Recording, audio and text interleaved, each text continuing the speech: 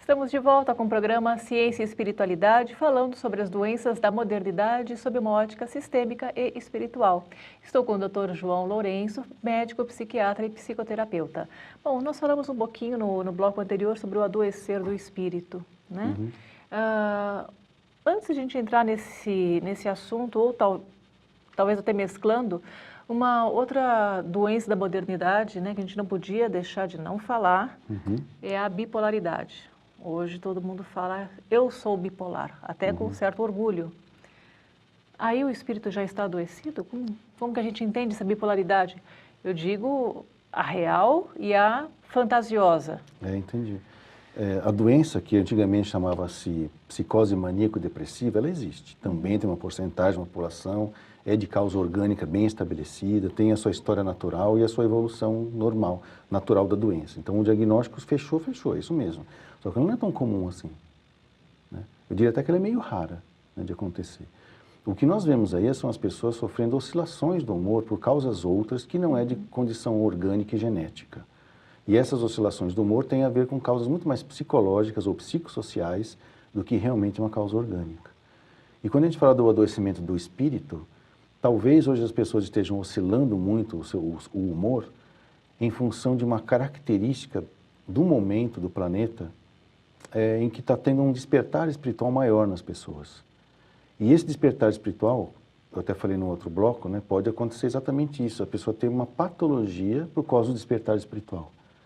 É mais ou menos assim, a pessoa vislumbra, né, vislumbrou Deus, ela se deslumbra com isso. Então não é comum ela ficar eufórica por causa dessa sensação que ela tem de divindade, né? Então ela fica eufórica, fica alegre, fica até meio acelerada, só que isso não é uma crise de mania. A crise de mania é muito cruel, né? Na realidade, na minha vida, na minha formação, eu vi 3 crises de mania. As 3 morreram. É muito grave. Então falar que eu tenho bipolaridade é falar assim, eu tenho câncer, né, no cérebro. Eu falo, mas isso, não, para com isso. Não, mas eu tenho dor de cabeça todo dia. Não, dor de cabeça todo mundo tem, não é câncer. Então falar bipolaridade é grave, não é uma doença para ficar brincando com isso, não. É muito triste quem tem bipolaridade, muito triste, né?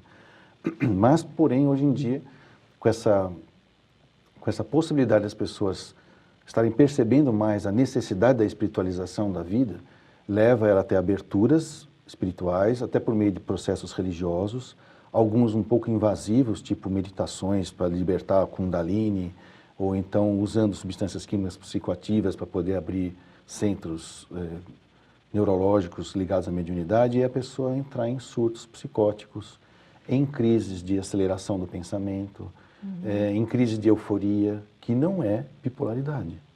Eu diria que é a crise do despertar. E algumas pessoas se confundem tanto com isso que tomam decisões totalmente equivocadas na vida.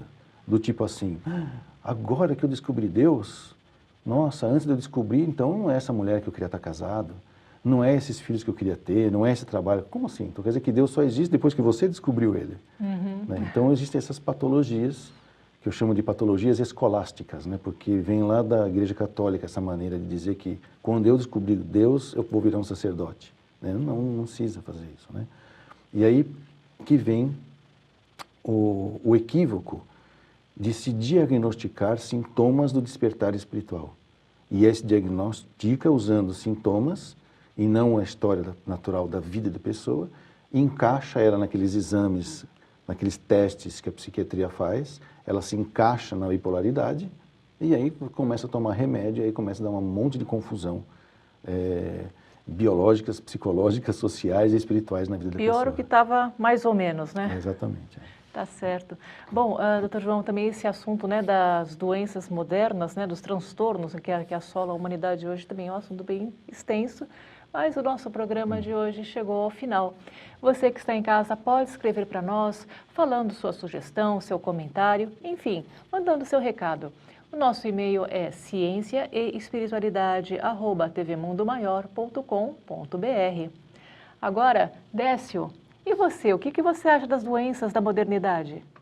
Muito obrigado, Giovana. Muito obrigado, Dr. João, pela excelente entrevista. Eu queria começar o meu comentário concordando com um aspecto que o Dr. João Lourenço colocou e que eu acho que muitas vezes nós não paramos para pensar nisso, né? Quer dizer, o sentimento, ele vem antes do pensamento. Eu coloquei isso no meu livro da Alma ao Corpo Físico e explico com mais detalhes lá porque que eu penso dessa maneira, mas partindo da Trindade Universal, ou seja, Deus, causa primária e origem de todas as coisas, fluido cósmico universal, que vai dar origem a tudo que é matéria, e princípio inteligente, que vai dar origem a tudo que é inteligência ou fluido inteligente, né? O princípio inteligente. Então, dentro dessa visão, eu colocaria assim os sentimentos e as ideias como produto direto da alma, né? E este produto direto da alma, como ela está relacionada ao perispírito, ela acaba movimentando a matéria que está organizando o seu perispírito. E aí, nessa movimentação da matéria que surge o pensamento. Então, o sentimento vem antes mesmo do pensamento, que é como o Dr. João colocou. Quer dizer, o que impacta nas nossas células acaba sendo o pensamento, mas o pensamento ele só existe porque existiu antes do sentimento ou a ideia. E isso daí acabou gerando o impacto sobre o nosso corpo físico. Essa é uma das maneiras, um dos mecanismos pelos quais eu acredito que a nossa alma impacte no nosso corpo, né?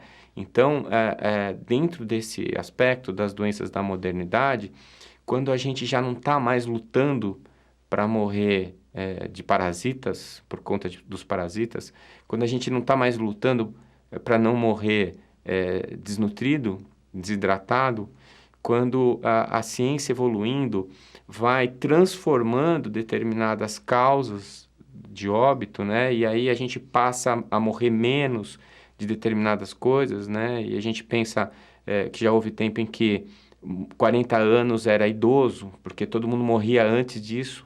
A vida média era de 36 anos. E hoje a gente está elevando a expectativa de vida das pessoas no planeta a 80, 90 anos. Por que isso está acontecendo? Porque a evolução tecnológica, a evolução da medicina, ela vai fazendo com que a gente supere determinados obstáculos. E na medida em que você superou um, vai aparecer outro. Então, as doenças que hoje estão acometendo a humanidade são aquelas doenças que, no momento em que nós nos encontramos, elas são os nossos desafios. É como se você estivesse descascando uma cebola. Cada vez que você tira uma casca, tem outra embaixo. E você tem que ir tirando todas elas até que você depure todas as dificuldades. Quando a gente chegar no ponto em que o que realmente importa, mais do que os aspectos biológicos, são os aspectos espirituais, os aspectos intelectuais, né? E eu acredito que nós estamos mais próximos desse ponto nesse momento. Então, quando a gente começa a falar de efeito placebo, efeito nocebo, quando a gente começa a falar do impacto que a ansiedade tem sobre o nosso corpo físico, quando a gente começa a falar, a perceber que a situação em que nós nos encontramos hoje, em termos de sociedade, o modo de vida que a gente adotou, principalmente nós aqui do Ocidente, está gerando uma série de problemas e de doenças, a gente está falando do obstáculo a ser vencido hoje, das coisas que precisam ser pensadas e transformadas hoje. E acho que a gente precisa pensar nisso, né? Até para encontrar esse caminho, encontrar esse espaço que vai nos levar para o próximo desafio, né? Vencendo esse para encarar o próximo desafio. E cada vez mais os nossos problemas vão estar dentro de nós e cada vez menos fora de nós. É assim que eu vejo essa evolução que nós estamos passando. Eu espero que vocês tenham gostado do nosso Ciência e Espiritualidade de hoje, que ele tenha sido útil, que tenha trazido informações úteis para vocês. E espero estar com vocês aqui no próximo programa. Até lá, muito obrigado.